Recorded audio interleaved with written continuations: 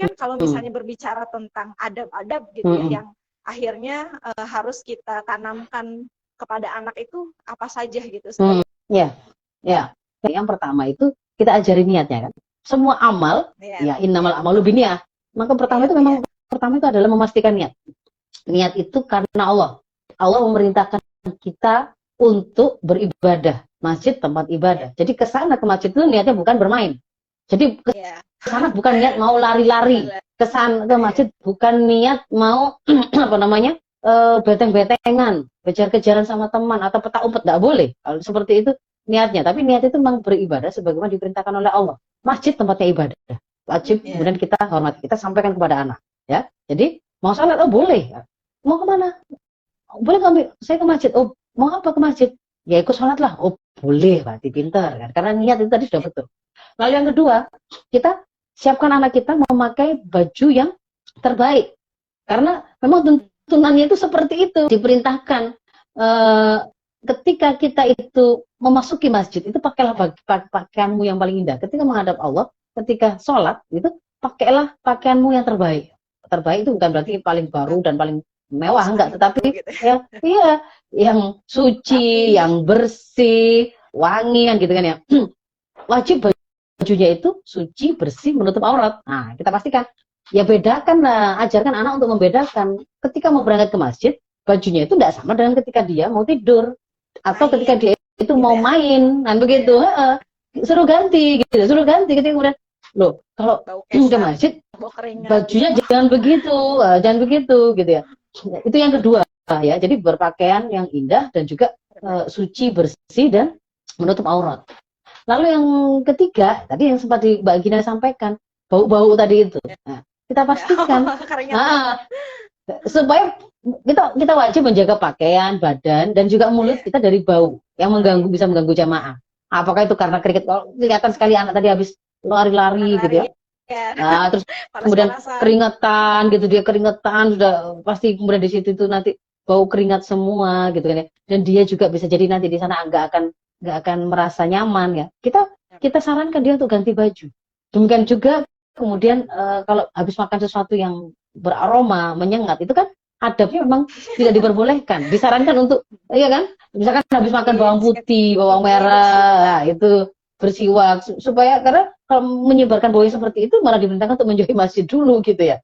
Nah, kemudian yang berikutnya, kapan berangkat ke masjidnya itu tadi, itu semangatnya itu bersegera. Jadi misalkan ada azan gitu kan, atau menjelang azan ada kayak pujian atau ada tanda, misalkan kalau subuh itu tahrim, berarti kan mulai pertanda ini mau azan, sudah bersiap, bersegera. Semangatnya bersegera itu harus dapat gitu ya, bukan bermanas-manasan. Lalu yang berikutnya, berangkatnya tadi itu sudah dengan wudu ya, sudah dengan wudu.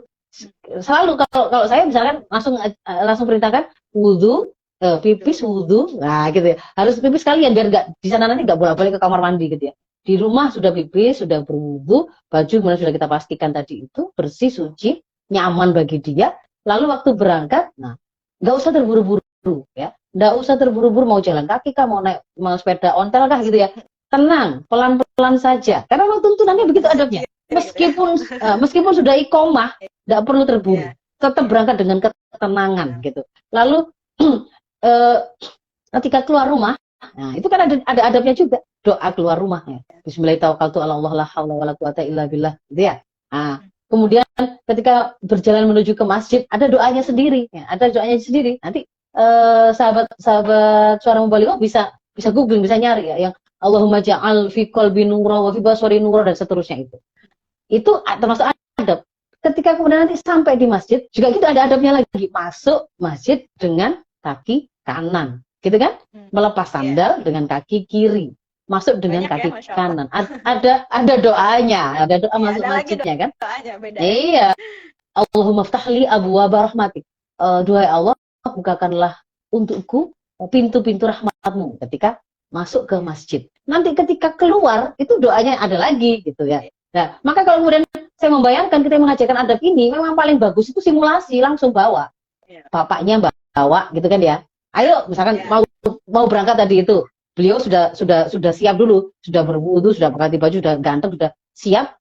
Perintahkan anaknya, wudu dulu nak, pipis dulu, wudu, ganti baju ini, lalu digandeng, keluar rumah, bismillahirrahmanirrahim, lalu kemudian sepanjang perjalanan menuju masjid berdoa dulu, Allahumma ja'al fi qalbi nuran, dan seterusnya. Sampai di masjid, lepas sandal, kaki kiri. Kan gitu kan ya? Kaki kiri, masuk pakai kaki kanan.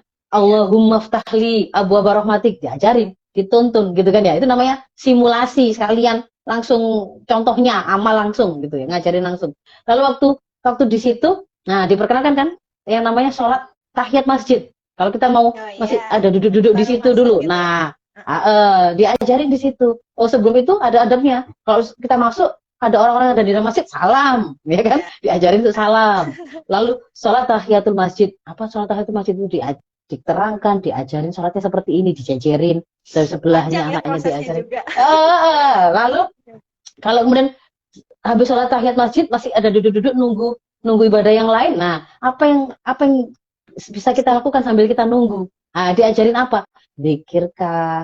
Apakah kemudian di situ membaca Quran kah? Kan begitu dan seterusnya. Lalu nggak boleh ngomong-ngomong yang nggak bagus di masjid. Itu adab, ya kan?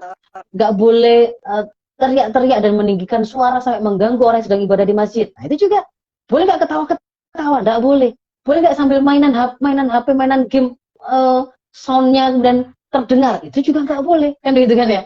Lalu ketika kemudian mulai berdiri untuk sholat, nah diajarkan kan softnya diluruskan, dirapatkan. Itu juga bagian dari adab. Nggak boleh booking apa namanya tempat itu terus dipageri untuk dia dan nggak boleh yang lain gitu ya. Ya nggak boleh yang lain. Ini tempat saya sendiri gitu.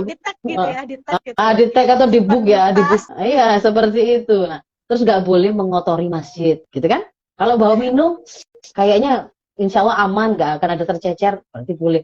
Kalau misalkan ini butuh ada bawa makan, kira-kira yang nggak rontok-rontok, mungkin kalau butuh ada makan, berarti keluar dari masjid dulu. Nah, itu diajarin dulu begitu ya. Termasuk kalau kemudian ketika mau sholat berdiri disampaikan, nanti khusyuk itu nggak sambil toleh-toleh, nggak sambil senggol-senggol, nggak sambil begitu-begitu, disampaikan langsung, diajarkan. Jadi setelah itu kemudian keluar dari masjid, pakai sandal kaki kanan, baca doa Allahumma inni as'aluka min fadlik. Nah, itu diajarkan. Nah, itu adab juga. Sampai kemudian anak-anak itu ngerti, mungkin salam kepada orang yang lebih tua, kepada orang yang alim dan seterusnya.